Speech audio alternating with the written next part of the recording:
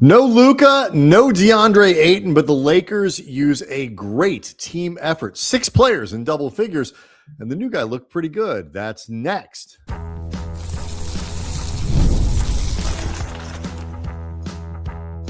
You are Locked On Lakers, your daily Los Angeles Lakers podcast, part of the Locked On Podcast Network, your team every day. Thanks to everybody for making Locked On Lakers first listen of every day, Monday through Friday, sometimes on weekends and even on holidays, no matter how or where you get your podcasts. This one's always going to be free, never behind paywall. And of course, you are always welcome to be one of the 37,000 subscribers to the Locked On Lakers YouTube channel. No matter how you do it, Spotify, Apple, the YouTube channel, you are part of making the Locked On Podcast Network, the #1 sports podcast network in this or any other known universe. No Andy tonight, so just me, Brian Kamenetsky. I've been covering the Lakers for nearly 20 years with ESPN, the LA Times, and The Athletic. And in that time, you run into difficult stretches, unfortunate things like, Luka Dončić not able to play on Saturday night, learning about 20 minutes before the tip. Deandre Ayton wouldn't play either. So the Lakers, a little bit shorthanded, obviously. They are facing a Golden State team without Steph Curry, so you won't hear a lot of sympathy from Warriors fans when it comes to this. But, the Lakers didn't look great in this. It was a very sluggish and uninspiring first half for both teams, but they do eventually get it going enough in the second half to build and maintain a lead.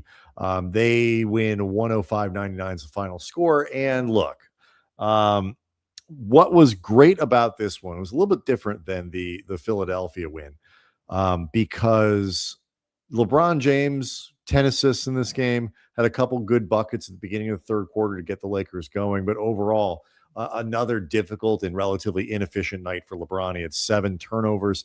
Now it's 15 turnovers in his last 2 games. He was only 6 of 17 from the floor. So this was not the strongest game LeBron hopefully will play this year. He did not put the team on his shoulders. Austin Reeves was good in this game, but it wasn't like he was against Philadelphia the other night. AR coming off the bench, still with that minutes limit. He finishes with 16 points, 5 of 10 from the floor, 6 of 7 from three-point range. He had 5 turnovers against his 8 assists. So, a pretty good game from Reeves. He was able to get downhill, able to get into the paint and to the line. But he is limited there because of the minutes restriction. So what the Lakers got here in this game, it looked like maybe they might be able to kind of put the Warriors away early. That didn't happen. They got up by, I believe, 12 in the third, as much as 10 in the fourth. But Golden State, to their credit, they play hard. Those guys that they have, even without Steph, know what they're doing. They all run the system well. And they can be a difficult team to cover. So they didn't quit in this game. The Lakers got 6 players in double figures. I'm going to get to Luke Kennard here in just a second as one of those 6 guys. But this was a very, very balanced win for the Lakers. You had Rui Hachimura, who was excellent offensively in this game. 7 of 10 from the floor, 4 of 5 from three-point range. They need that ability to stretch the floor. Very typical Rui game. A lot of offense, not a lot of other stuff in the box score. He did have one really impressive block in the second half, so that was good. Marcus Smart had 15 points. He made it to the line 9 times, made 8 of those. He had a couple blocks. The Lakers actually defended the rim pretty well, 10 blocks on the night. Jared Vanderbilt was outstanding in this game. He finished with 13 and 8 to go along with a couple steals and a block.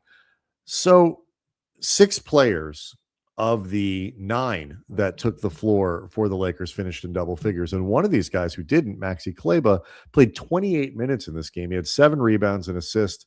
He had a block and was very strong defensively, particularly down the stretch. He actually had the best plus minus on the team with a plus 12 in his 28 minutes. So 6 guys in double figures, another guy in Maxi Kleber who added a second straight really good performance coming off of a nice game against the Sixers on on Thursday. So I think as a Lakers fan, you would be pleased with their ability to come through and win this game under less than ideal circumstances, but still something.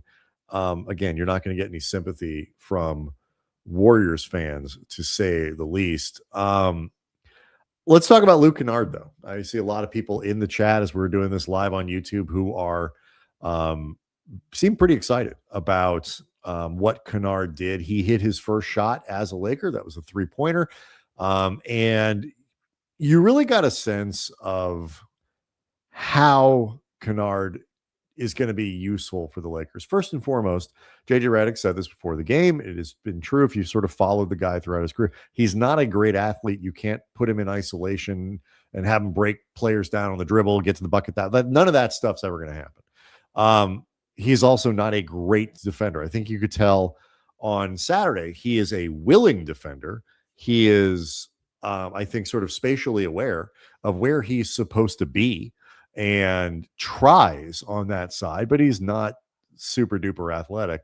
But what he is a pretty well-rounded player. He is capable. You can give him the ball and have him initiate your offense, make that triggering pass. When he puts the ball on the floor, he is capable of finding the open man. He did that a couple times. You can see they actually used him a couple times in pick and roll sets. So, he's a pretty smart and pretty versatile player. And there are a few plays in particular, I think, where you could really tell what he was going to do. There's a play, I believe it was Reeves in the first half. He's driving the lane, and Brandon Pajemski is guarding Kennard in the strong side corner, and he can't move. He did not come over to help because he knew you can't help off of Kennard, particularly not Kennard standing where he was with that corner three. That's like giving up 3 points. So, you had a much cleaner path to the basket for Kennard. And, again, you could see how that was going to, that kind of thing is going to happen. The Lakers now have 2 guys with legitimate gravity that you have to pay attention to in that supporting cast with Rui and Kennard. And JJ is going to be able to keep one of those guys out on the floor at all times if he wants to. And so, Mr. TD 331 on the chat notes, Kennard can attack closeouts and make plays. He did that. There was another play, where his gravity, you get a hard closeout. Kennard puts the ball on the floor, gets into the paint and kicked into the corner for a 3. I believe it was Rui. I forget exactly who knocked that one down. But point being, he got the ball onto the floor. I think it might have actually been smart in hindsight. But he gets the ball on the floor, can make the next pass. He can find open guys. LeBron talked about that in his ESPN interview after the game. And then, there was another play where Kennard got the ball in the corner, and the defense Golden State was so concerned about getting over there to close out on him, completely ignored Jared Vanderbilt under the basket.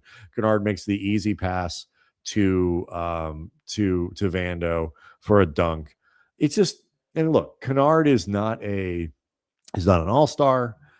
He's not, but what he is going to do is like that kind of effect from, because he's shooting 49% from 3-point range. His career is one where he is a 44% career 3-point shooter. He is on every scouting report as a guy you cannot leave open. You just can't. And so, when Jared Vanderbilt's in that corner, when Marcus Smart is in that corner, when Jake LaRavia is in that corner, teams will be willing to sag off and let those guys shoot. There are going to be nights when they burn you. Vando actually hit 2 of his 3 threes in this one, both from the corner. But in the previous 4 or 5 games, it seems like Vando's been shooting those out of a cannon. They've looked awful. So you're going to live with that as a defense, and you're not going to adjust, and you're not going to spread your defense out or keep guys at home. Smart, same kind of way. He's not a great shooter. Some nights he gets hot. Kennard with Rui, he will keep defenses honest in that way. And it's an element the Lakers have not had. Rui is in the front court, certainly not in the back court. They need this knockdown kind of shooter. Luka thrives with shooters around him. Austin Reeves is going to, I think, be very successful with Kennard. It's just a good pickup. It's a good basketball player, makes smart things. He will at least try to do what you want him to do defensively. The other bit of good news coming out of this game, JJ Redick talked about it before the game. Luka is believed, they are optimistic that he has avoided serious injury. Obviously, everybody knows he came out of that game in against Philadelphia on Thursday with a hamstring. And, look, I mean, Denver's lost Aaron Gordon to a hamstring twice now this season. Peyton Watson just left with a hamstring. These things are scary. And the Lakers obviously cannot afford to lose Luka for all that long over the course of the season. He didn't play in this one. He was doubtful, I think, Friday, and they quickly moved him to not going to play, but with the idea that he has avoided serious injury. So will he play in these final 2 games before the break? It wouldn't shock me if he did. We'll learn a little bit more on Monday. The Lakers finish with an undermanned Oklahoma City team that will not have Shai Gilgeous-Alexander or likely Jalen Williams. So those guys, they lost to Houston on Saturday. They've been battling injuries. It wouldn't surprise me. So it wouldn't surprise me if Lucas sat that one out. They play the following night, second night of a back-to-back against San Antonio. The Lakers cannot afford to make that injury worse. Hopefully you can split one of those games if he doesn't play. But either way, the All-Star break comes at a perfect time for Luka Dončić. You get that extra time with no games to be able to sit out and heal. Hopefully, at the very least, the Lakers will have him back and ready to go, not feeling those effects following the All-Star break. Okay, so you guys know how this works. The everydayers know how this works. We've reached the point in the show where we got to tell you who this thing is brought to you by, because we've covered everything here. I do want to let you know, Locked On Lakers, of course, on YouTube is where you can go hang out with over 37,000 subscribers to the program. We will be back on Monday with a full show. But first, I got to let you know that today's episode is brought to you by FanDuel. And I'm going to see if I can find all the. I don't normally have to hit all the buttons by myself, but let's see what we can do here. Here we go. Today's episode is brought to you by FanDuel. It's the last call for football on FanDuel. One final Sunday, one last kickoff. The final chance to get in on the action before the NFL season officially comes to a close. This is Super Bowl 60, gosh darn it. And FanDuel is making sure that you're right in the middle of it with a special offer just in time for the biggest game of the year. Whether you're backing a favorite, riding with the underdog, or building one last same-game parlay, this is everyone's this is a game everybody's been waiting for. And if you're a new customer, you bet just $5 and get $200 in bonus bets if you win. So make it count, because after the Super Bowl, the season is over. Last call for football on FanDuel, an official sportsbook partner of Super Bowl 60. Visit FanDuel.com to get started. Locked On Lakers is also brought to you by Quo. New year, new systems. This is the time when a lot of us look at the messier parts of how we run our business and think there has got to be a better way. And there is. Streamlining your communications is one of the quickest upgrades you can make. That's why today's episode is brought to you by Quo. That's Quo if you're into the spelling. The smarter way to run your business communications, because when your team is reachable, organized, and communicating in one place, you're not just working cleaner, you're creating more opportunities to connect with customers. I love how Quo is making everything so simple. Your whole team can call and text from one shared business number, so nothing gets mixed. It works right from your phone or computer. You can even keep your existing number, and Quo's smart AI tools automatically log calls, summarize conversations, and highlight next steps, so details never slip through the cracks. So make this your year where no opportunity or customer slips away.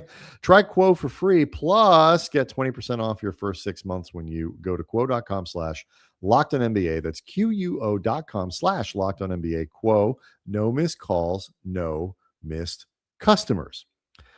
And one more. Locked On Lakers brought to you by DoorDash. The season Presuming basketball heating up, and DoorDash has a way to keep your fans in their bag the whole way through, whether you're watching the highlights, the tunnel fits. Oh yeah, we're talking basketball, or just get your favorite player. DoorDash makes the entire season more fun because every player has their bag. With DoorDash, fans have one too. DoorDash keeps your snacks stocked, your gear fresh, and your watch party vibes absolutely on point. I do not like when my watch party vibes are not on point. And if the group chat says pull up, DoorDash make sure that you show up prepared with snacks, cups, and even a phone charger for the friend who's always at 2%. Yep, that's how my group chat talks. From tip off to overtime, stay in your bag and order on DoorDash. Get snacks, drinks, gear, whatever gets you through the season, delivered right to your door. DoorDash in your bag all season long. How is that for landing the plane? We will be back with a full episode for Monday. Thanks everybody for stopping in. We'll see everyone Monday.